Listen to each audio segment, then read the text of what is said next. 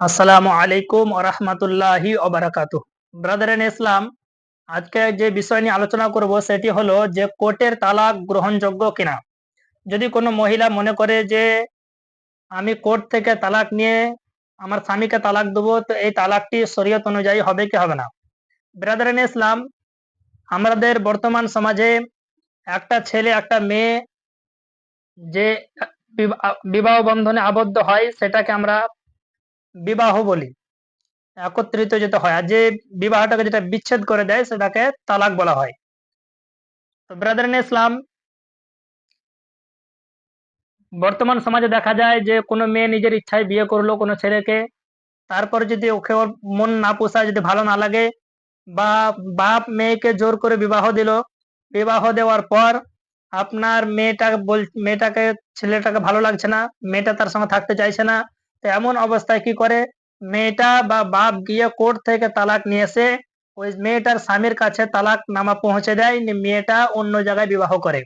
কিন্তু মনে রাখবেন মুসলমান, এই পদ্ধতিতে বর্তমান সমাজে যেটা আমাদের হচ্ছে, কোর্ট থেকে তালাক নিয়ে এই অবস্থায় তালাক হবে না, হবে না, হবে না। কারণ মুসলমান কোরআন শরীফ সূরা বাকারা আয়াত নাম্বার 237 এর মধ্যে রব্বুল আলামিন বলছেন, বিয়াদিহি উকতাতুন নিকাহ, তালাকের চাবি রয়েছে স্বামীর হাতে। সুতরাং স্বামী যদি তালাক না দেয়, পৃথিবীর সমস্ত মৌলবি, মুন্সি, ডাক্তার, মাস্টার, নায়ক, খলনায়ক সমস্ত ব্যক্তিরা যদি তালাক দিয়ে দেয় ওই মহিলাটাকে, তালাক হবে না।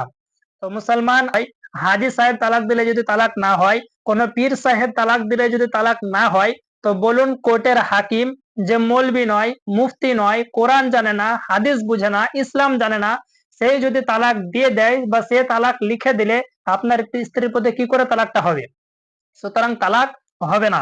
মুসলমান, ইবনে মাজাহ শরীফের মধ্যে হাদিস, নবী পাক বলছেন, তালাকু লিমান আখাযা বিসাক, তালাক দেওয়ার অধিকার হলো সেই পুরুষের যেই পুরুষ নারীর উরু স্পর্শ করতে পারবে, অর্থাৎ স্বামী।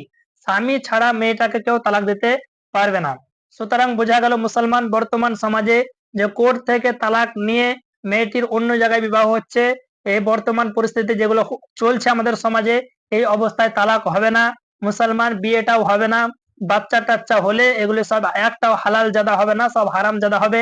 বাপ যদি মেয়েকে এরকম কোর্ট থেকে তালাক নিয়ে এসে বিবাহ দেয়, ওই বাপ হারাম কাজ করলো। আপনার মা যদি ওইরকম কাজ করে, তো মা হারাম কাজ করলো।